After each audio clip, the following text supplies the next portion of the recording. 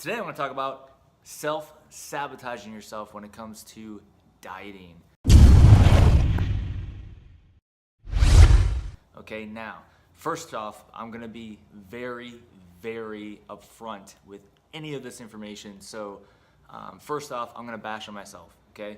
I'd be a freaking hypocrite if I wasn't saying this from experience, from myself personally, but then also from what I've learned with clients over the years and just, understanding people in general. So first off, I would be a huge hypocrite if I said I never did any of this stuff. So I just want to be clear that I go through my own crap just as much as everyone else, and I am human, okay? I am human, I'm not perfect, and I just want to preface that a little bit because some people think that I'm perfect, some people think that I don't mess up, some people think I'm awesome and amazing, which I'm a nobody. I'm not any of those things. So, just want to be upfront and clear about that. So, self-sabotaging yourself. Why do we do it? Why do we go through this pity party of bullshit where we can't figure out why we can't get past this rut, okay? I go through this myself with certain things. I've gone through many different things, but the one thing that I'm going to be talking about today is something that's different. It's not the typical self-sabotaging of maybe messing up on your diet just because you're craving something, or maybe you're hungry or something like that. This is a little bit different. This is something that you self-sabotage yourself because you're scared of something. You're scared of something deep within. It's not because you're craving anything. It's something deeper than that. So examples of that happening, or examples of that are, maybe you're scared of being successful.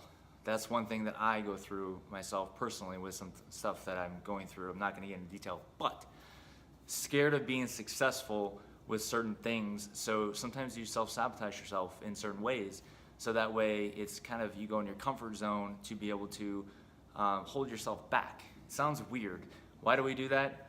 I have no idea. We just do it because it just seems comfortable, because that's what we do best at, is trying to get in our comfort zone or staying comfortable. Our body does not like to be out of our comfort zone. We like to stay comfortable. So our body, or we tend to mess up, or people think that they need a reward of something. They need some kind of reward system, which there are constructive rewards to things, but just because you did good all week doesn't mean you deserve a meal or a cheat day or whatever it may be, an excuse for you to overeat.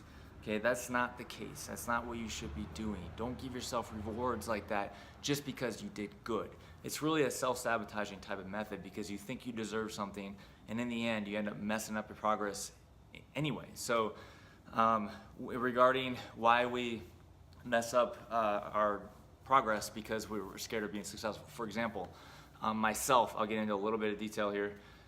I'm scared to get back on stage, simply because, I've been, successful in the past with competing, but I'm also scared of, competing in the future because I don't want my business to go down. I don't want my business to go down. I feel like that my business is going to go down if I compete, because I'm going to be putting myself first with a lot of things and putting others not first, I guess you could say, where I kind of lose focus, but also more importantly, I get really tired. I get really tired during the prepping process, and I just don't want to do anything, and so I become lazy. Constructively lazy, I guess you could say. I work hard with the dieting and the workouts. I'm on point with everything, but everything outside of that, I just don't care. Not entirely, but to an extent, I get to a point where I just don't give a shit. Those who have prepped probably understand, but that's one thing I'm scared of, is prepping and being successful with that. Not that I win or anything, but just being successful in terms of getting my physique to another level like I used to in the past.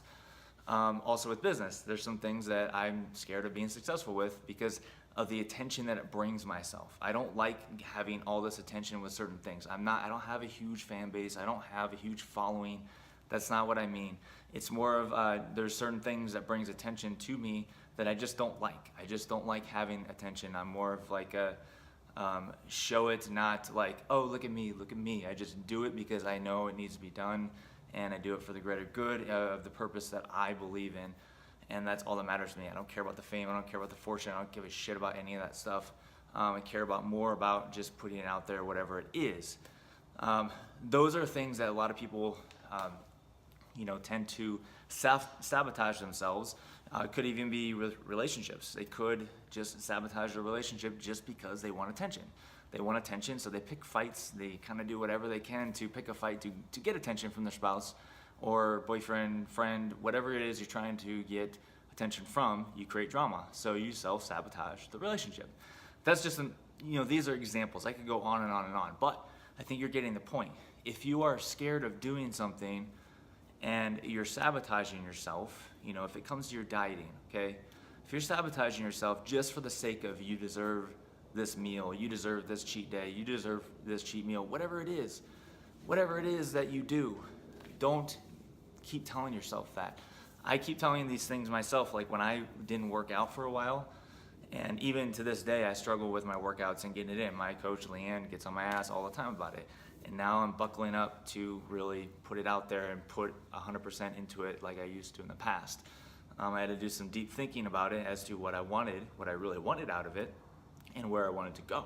So I had to figure that out. Once I did, I'm able to put my mind to it and be able to execute a lot easier and feel better about doing it. But also, if you feel like you are in that rut, okay, just try and take a step back and look at yourself as someone looking at you from an objective eye, because you look at yourself in a negative way as if you're failing all the time. So sometimes people like to fail. Some people feel like they're failures. They like to feel like they're failures, even though it's kind of a thing that no one wishes for, but people like doing it. It's just like depression. Some people like being depressed because that just is comfortable for them. They rather feel comfortable being more depressed by getting attention, or having people tell them how great they are, or have people tell them that they want to be needed and wanted, things like that, okay? You have to dig deep and find what you want, what you truly want, execute it, get out there, go do it. It's easier said than done, but you can only do one thing at a time and take one step at a time to be able to move forward with it. So again, I'd be a hypocrite if I did not stress that I go through this stuff myself. So I'm not perfect, neither are you. We're all human. So do the best you can every day. Do something better every day. And whatever it is that you do better, make yourself uncomfortable doing it, because that's the best success you're going to have if you keep doing that every day, day in and day out. So until next time, see you guys later.